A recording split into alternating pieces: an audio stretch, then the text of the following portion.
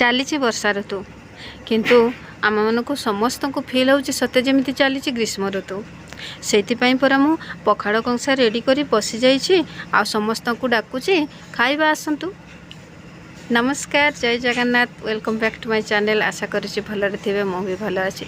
तो श्रावण मास चली तथापि आम घरे आइंस हो तो देखु आज करवा चलतु चिंगुड़ी गोटे सर्टकट रे सहजरे टेस्टी हेल्दी फ्राए गोटे करवा। तो चिंगुड़ी को धोईदेवा, धोईदेकी भल भाव में धोईदेकी से पियाज आ बटा मसला को ऐड करवा। बटला मसला आप देखिले धड़ा सरिष मु रसुण को बाटी थी, तापर आम गुंड मसला को ऐड करवा। आ फाड़े लेंबू तो मस्ट देवे, निहाती देवे। तापर बटा मसला दे सारा पर आम ए हलदी गुंड देकी गोलेबा, ताकू भल भाव में गोलेबा। कड़े सारा पर समस्त जमी मिसीजे, मिसी सारापर किसी समय रेस्ट पाई छाड़ीदबा। रेस्ट पाई छाड़ी दे सारा पर आम कड़ाई रे तेल देवा।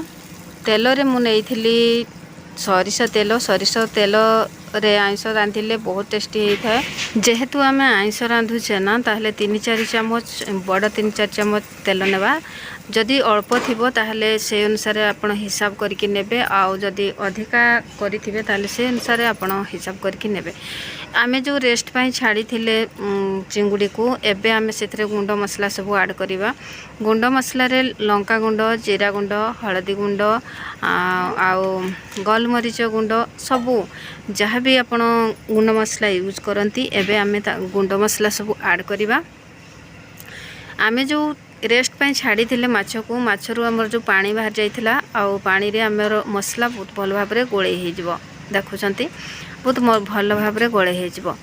एपटे आमर तेल रे जो पियाज आउ टमाटो देइथिले से सब हो गलानी।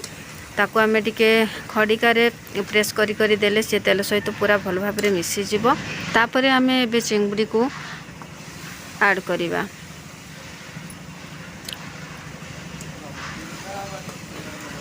ताकू भल भाव में गोलई देवा।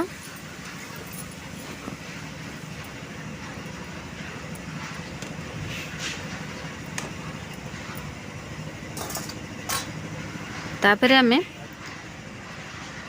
चिंगुड़ी रे ढांकी देवा, किछि समय से सिझी जिवो। एबे देखंतु आमे ताकू एमती ओल्टेबा, माने ऊपर तळ पटटा ऊपर पटकू और ऊपर पटटा तळ पटकू एमती देके ओल्टे देवा।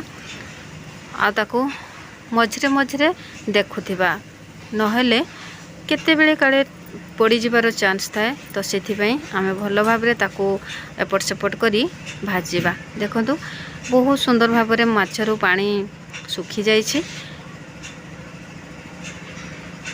मु फ्लैश लाइट रे करिछि, से दिन बोधे करेंट नथिला तो सेथिपई मु फ्लैश लाइट रे ही करिछि। तो सेथिपई एठी तरकारी कलर बा चिंगुड़ी कलर बहुत माने लाइट लगुच, किंतु एमती नॉर्मल रे देखिले ना बहुत सुंदर होइतिला।